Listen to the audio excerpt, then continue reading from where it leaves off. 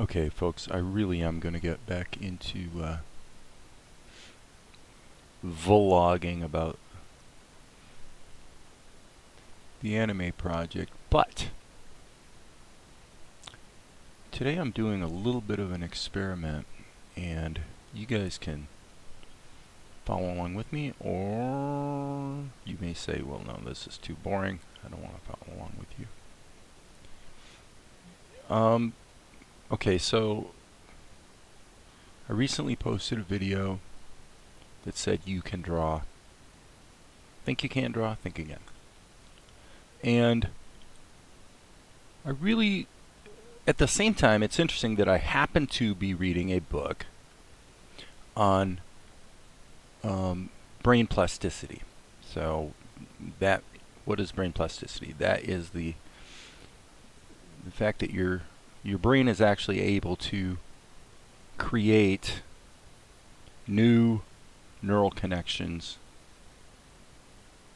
and remap its functioning in ways that let's say between 10 and 20 years ago were thought impossible, actually. So what's interesting about this, if you've hung in here with me this long, and if you've ever watched my channel before, what you might notice about this drawing that's kind of unusual, I guess you probably can't tell. You don't have a way of seeing what I'm about to tell you, but what I'm about to tell you is that I am drawing this left-handed. I am not drawing this with my right hand, and I am most definitely a right-handed guy. So the reason I'm posting this video is to share my observations. The reason I'm drawing left-handed is because I decided that I wanted to try to learn to draw and or write left-handed just as an exercise in brain plasticity. And plus, you know, I just posted this video about drawing, and it occurred to me that, you know, when I say to take, now I'm switching to my right hand, when I say draw these shapes, you know, C's and S's and straight lines, there is one underlying assumption that might not be particularly fair, which is that my viewer has a similar level of coordination in their hands, and that they can, in fact, draw these shapes. And the truth might be that they can't, actually. So I thought, well, okay, what would it be like, you know, if you had a stroke, or if you were very young, literally, you know, having to start from scratch kind of thing.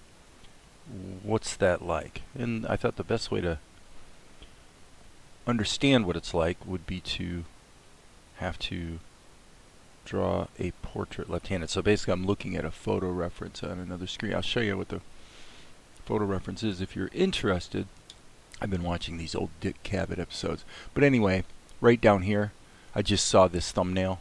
Comedy Actors Roundtable, Sacha Baron Cohen, Jim Carrey. I don't know who this guy is. I literally have no idea who he is. But that's who I'm trying to draw. So what are my observations about this process? First of all, I've kind of poked at this a couple years ago a little bit. What would be really fun is to actually write or draw with both hands at the same time. But obviously the tablet screen would choke. You can't have two, you know, like if I turn on the mouse and the tablet, then obviously the cursor keeps jumping around. So it can only be in one place at a time. So you can't really draw with two hands on a computer, unfortunately. Now if I was on paper, I could. But it's really I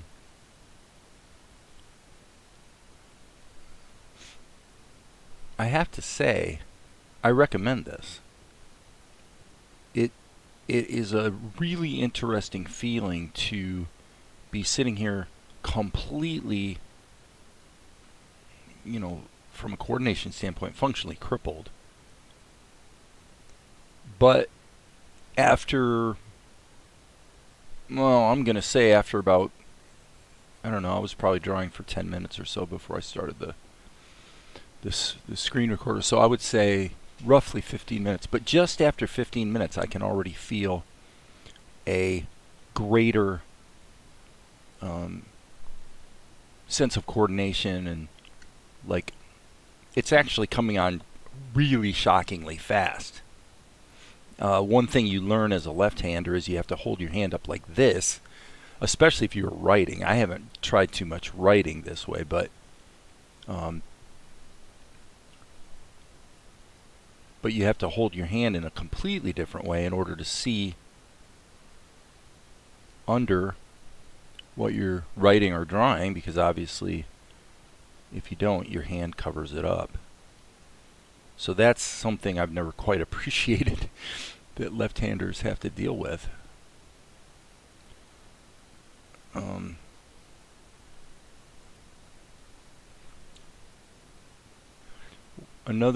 A thing I notice about this process is that you come to realize that some of the things that I do on a regular basis, like flipping the canvas, I realize that really that is not necessary, strictly speaking. It's just a tool. It's actually just a speed up. It's a faster way to let me put that a different way. A lot of those tricks and techniques are actually just ways to make it easier to see. Okay, so when you flip the canvas, which I can't do obviously, when you flip the canvas, it allows you to see more accurately because you get this fresh view. However, what I'm realizing by drawing left-handed is that that's really just a tool to expedite what you really could accomplish by just using your eyes.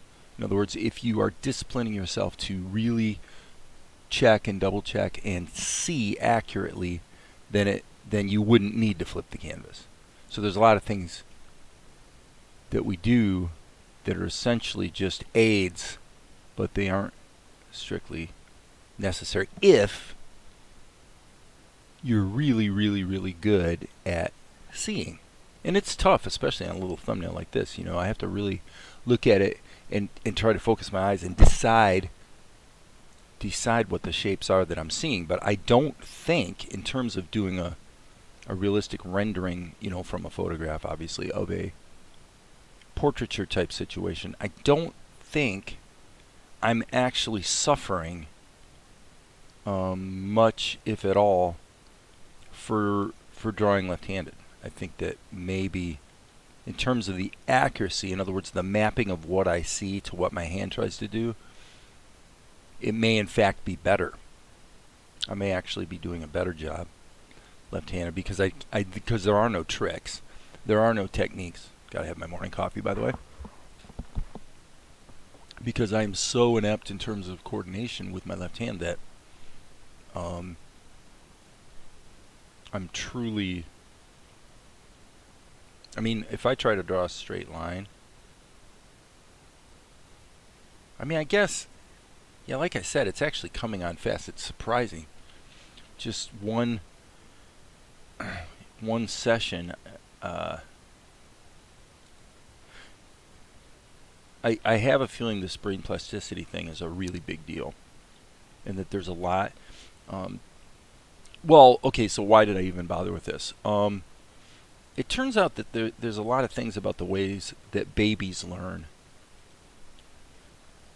that by the time you get to be my age, you become habituated to the things that you have learned. To put it in a very simple way, you become habituated to the things that you have learned, and you actually stop learning new things the way that you did when you were very young. And the research seems to be bearing out that if you try and if you put yourself in a position where you really have to concentrate and learn new skills, learn new software, learn new language, well, it turns out that you can, in fact, recapture that sort of rapid and easy learning that you had as a very young person. But you have to, and I haven't actually, I need to read and reread in the book what the techniques they're employing in the laboratory in tests in order to get, you know, certain results. But it turns out that for things like dementia, the brain can be remapped. People can rewire their neural pathways so that they're able to improve their memory and things like that. And so I don't have any plans to lapse into dementia anytime soon, but,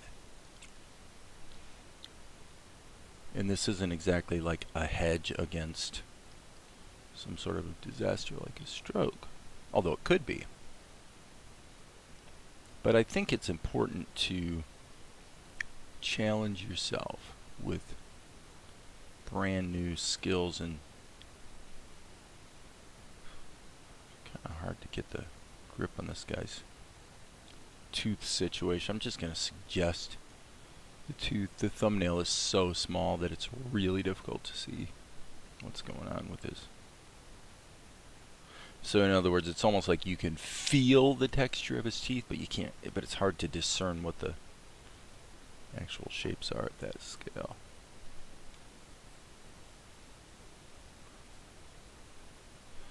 Alright, so I'm going to go back to, I think F12 is what, yeah, F12 gives you, in my paint, I'm using my paint just because it's kind of quick and dirty for drawing.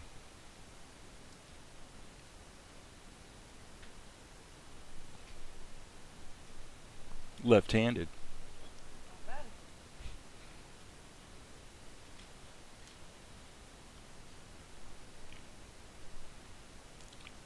So, yeah, it's just for quick and dirty, big canvas.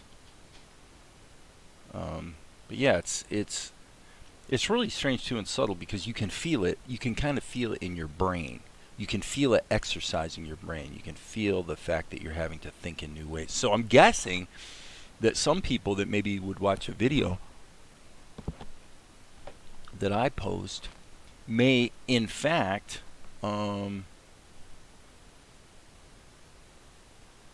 be going through this all the time, you know, in a way that I'm not. Whereas for me, I'm probably I'm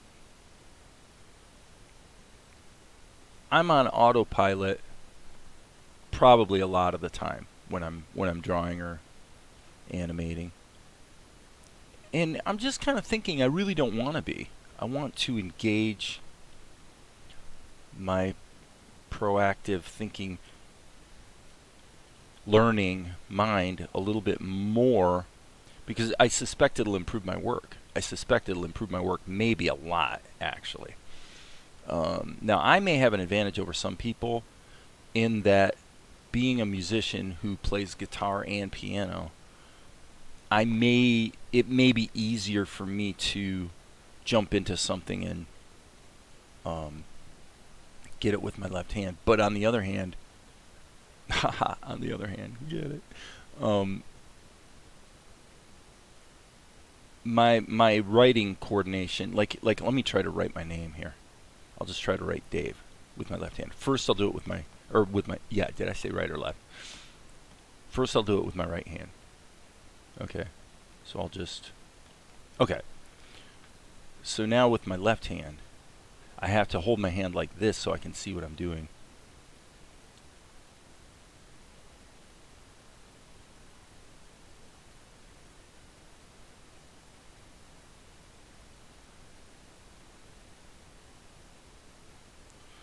Okay, so that's pretty awful. So that shows you just how bad the situation really is. It's really hard. So that means that everything that I can do, say on a piano with my left hand, whoops, I didn't mean to do that. Well, actually I could just hit the B key, bring the brushes up. It turns out that it must be that a great deal of what I do with my left hand is just habituated. It's just retreading things that I've coordinated, and I'm sure that's true. I feel it when I play because you know you tend to repeat the same sorts of things over and over, and then you know if you don't really feel like learning something new, then you tell yourself that's your style, right? But yeah, so the point here, what the most interesting thing I've noticed today here is that several times, I think it's happened about 3 times, where I am kind of talking about what I'm doing and I have forgotten that I was writing with my left hand. I was actually doing it, just going on, or drawing I should say, not writing. But it's like all of a sudden I realized, wait a minute, I didn't even think about the fact that I'm having to concentrate, you know, on what I'm doing here.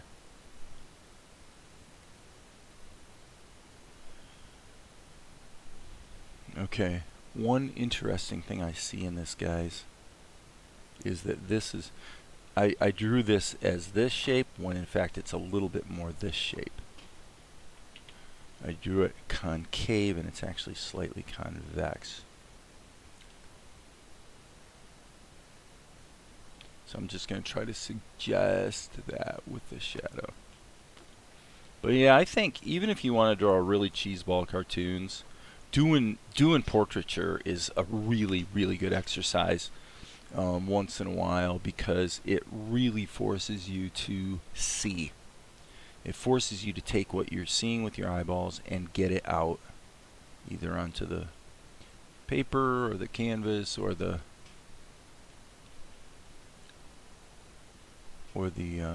tablet.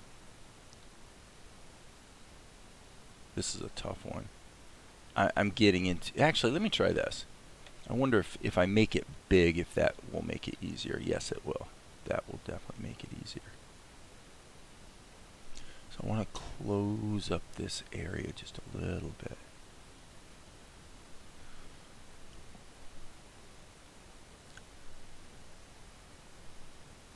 So giving myself more room. Okay, so yeah, the back part of his eyebrow. But yeah, there it just happened again, where I'm sort of concentrating here and doing what I'm doing, and all of a sudden I realize, wait a minute, I sort of forgot I was like drawing with my left hand. So the line of his eyes is almost a straight line, actually. And you can, this is actually one of the hardest things. I've bumped into it many times. It's how do you, when the eye looks like it's completely in shadow, but yet, so you can't really see the retina and the pupil and the whites of the eyes. You can't really see it, but you can just sort of feel it. How do you render that? I'm going to just switch to the eraser. I'm not going to choose an eraser brush. I'm just going to leave my pencil in eraser mode. Just see what I seem to be seeing is just a slight lightening. It basically just gets lighter right there. On this side, maybe a little bit there, and maybe a teensy weensy bit of reflection. So now the question for me would be, well, if you go back to actual size, do you start to feel the eyes in there looking out at you? And yeah, I mean, not super great, but you kind of do. So that's that's something I'd like to do more. Especially when you're painting, if you're actually using real paint, the hardest thing is to capture the sparkle and the life and the real character of someone's eyes. And the thing is, if you get that right, you can have a fair number of flaws wrapped around it, and it doesn't matter. It still looks like the person. It feels like the person's likeness. But you get that wrong, there's nothing you can do. Doesn't matter if everything else is accurate. If the eyes are wrong, you lose. So, if you want to do portraiture, I would say if you're gonna practice the daylights out of anything, practice capturing the likeness in someone's eyes. If you can do that, you'll be able to be very successful as a portrait artist, I would think. Because there's people who are extremely skilled artists who've written books, and all the rest, that frankly, what I'm describing, they don't have it. That's what I was talking about in cartoons. It's really about those circles in the eyes is where the spark is. There are a lot of people that are doing fine as artists who actually have really never learned how to capture the likeness in someone's eyes. I'm not saying I'm great at it by any means. Sometimes I get it, sometimes I don't. I probably don't more often than I do. But this guy, he's actually looking out at the audience. And I really truly don't know quite how to make you feel that. And of course you could get away with, on something like this, you could certainly get away with just saying, well, let's leave his eyes in shadow, and if the shape is right, in other words, it captures the shape, even though it doesn't fully capture the likeness by bringing out that subtlety of the iris and the whites of the eyes, it'll still be a passable portrait that'll be deemed satisfactory. I would say, broadly speaking.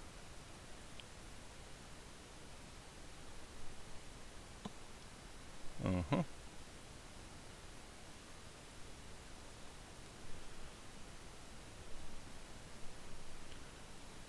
Mm-hmm.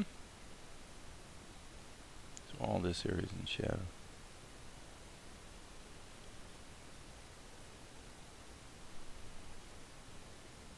And definitely this.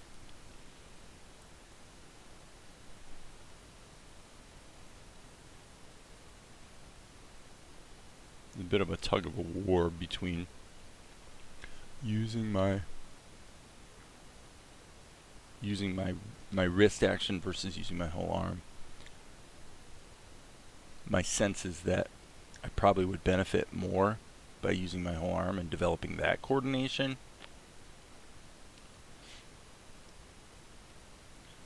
Just like Mrs. Lafreniere taught me in 6th grade, she forced me to write sentences to improve my penmanship, and the thing that she taught me that was spot on correct is when you're writing cursive, you want to use your arm. You don't want to do this. You want to use your whole arm as a unit. And that alone, at least at that time, brain plasticity at 12 years old or 11 years old, that exercise of using my entire arm to write my cursive sentences caused my penmanship to improve a lot in a very short time. Mrs. Lafreniere, she was the teacher everyone hated. No one wanted to get Mrs. Lafreniere. They all heard she was really tough. 6th grade, I mean, come on, And she was strict, but she wasn't tough. She was actually a really, really sweet lady who clearly loved children and really wanted to teach and wanted to see them do well. She was a good teacher. Okay, I think with that, it's not great, but it's not too bad. I think what I'll do is, let's see here.